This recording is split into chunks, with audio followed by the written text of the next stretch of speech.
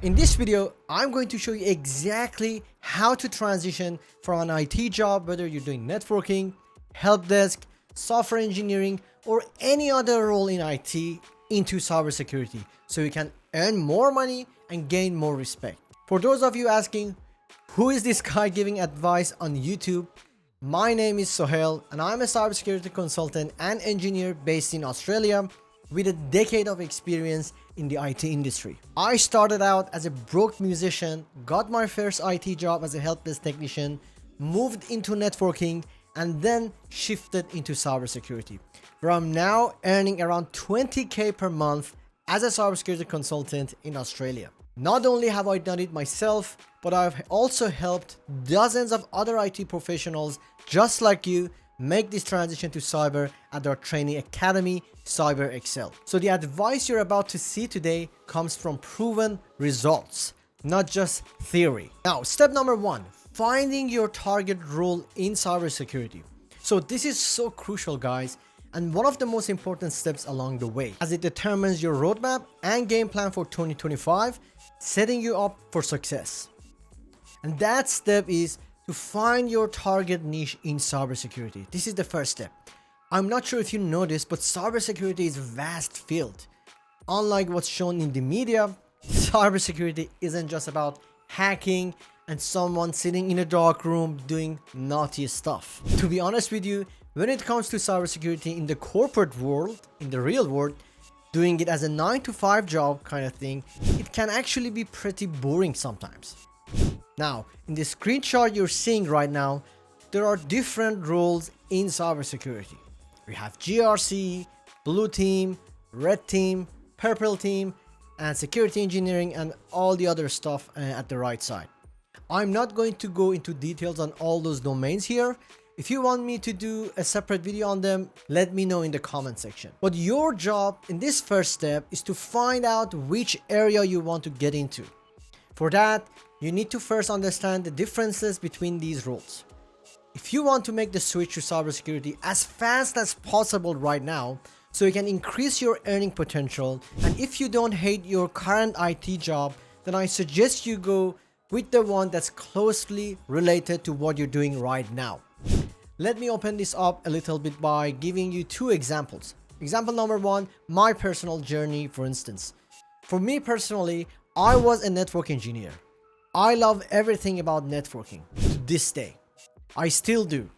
Back then, I did my CCNA and CCNP, and I can say I was an expert in networking. I didn't hate it. However, the pay scale for networking was not that great. I wanted more money and honestly more respect and status. Being in cybersecurity brought me closer to my goals. So when I was talking to my mentor, he told me the same thing. Hey Sohail, you love everything about networking, right? The closest role that exists in cybersecurity, where you can leverage your existing knowledge and just add on top of that without spending too much time learning something entirely different from scratch, is in security engineering. Specifically for you right now, network security engineering. At that moment, I knew what I needed to do, thanks to my mentor at that time. Everything I did afterward was according to that destination role. Because once you have clarity, it's so easy. All you need to do is come up with a game plan, follow it, and execute it to the best of your ability. The second example I can give you is from one of our students I helped and guided, Balaji. He was a software engineer and tester, and all he wanted to do was get into cybersecurity so he could increase his salary and change his life and his family's life. We sat down together on a Zoom call and discussed his journey. Again, he didn't hate software engineering. He quite enjoyed it actually. So for him, he didn't need to go back and learn something completely from scratch. All he did was focus on getting into a role in cyber that was closely related to what he was already doing.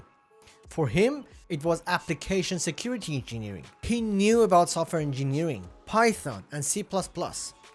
All he needed to learn was the security side of applications, how to write secure code, and how to review code for security loopholes.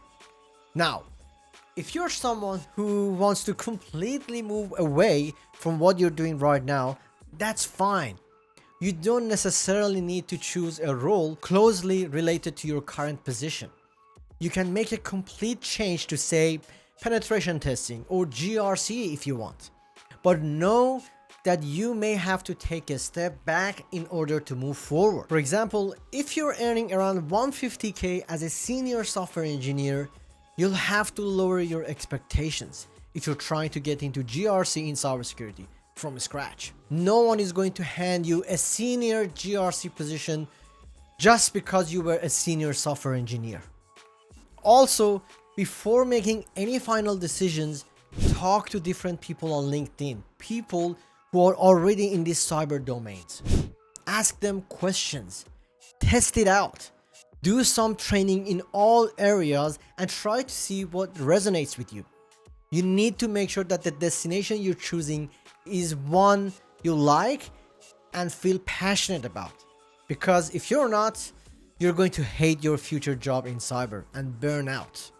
Sometimes we need to make short-term sacrifices for the long-term goal. Number 2, creating a step-by-step game plan. Once you have decided and identified your target role in cyber, you need to map out what you must do to become a minimum viable expert in that area. You see, based on research, for someone to be a true expert based on studies, you need to allocate around 10,000 hours to something. The problem is you don't have time for that now, right? 10,000 hours. But you can at least learn enough and become skilled enough in your destination cyber role so you can talk about it confidently in job interviews. For this to happen, go to Indeed.com or any other job searching websites and look up your target role.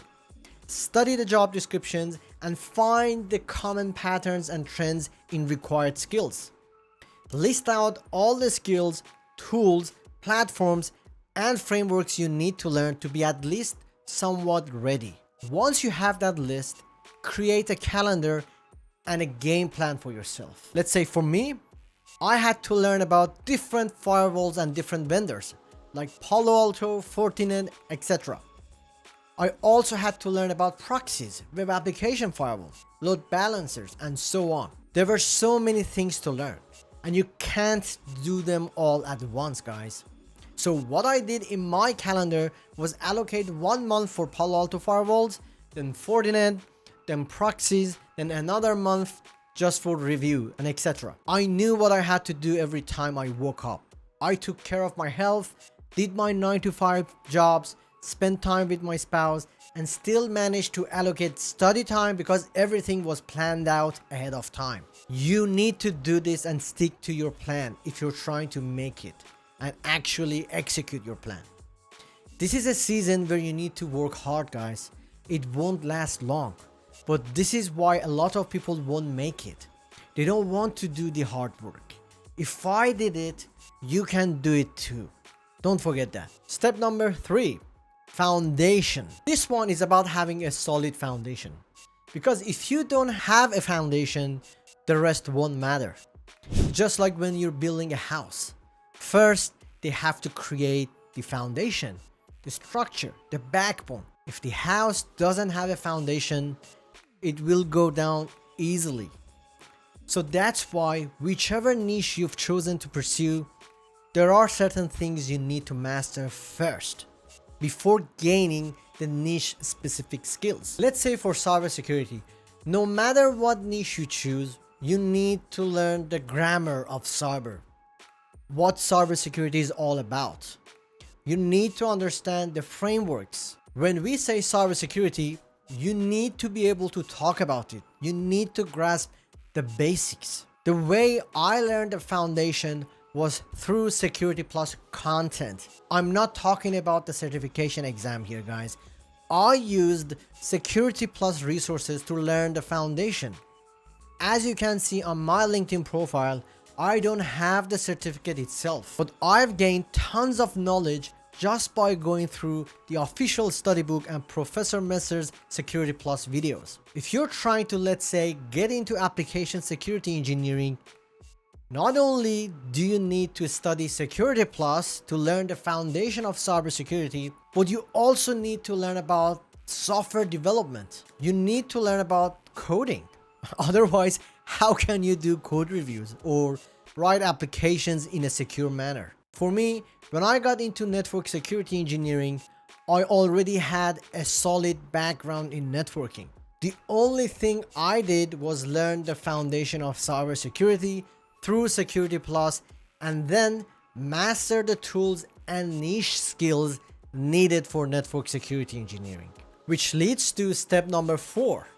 You need to have hands-on experience. Period. You need to deal with real-world situations and scenarios.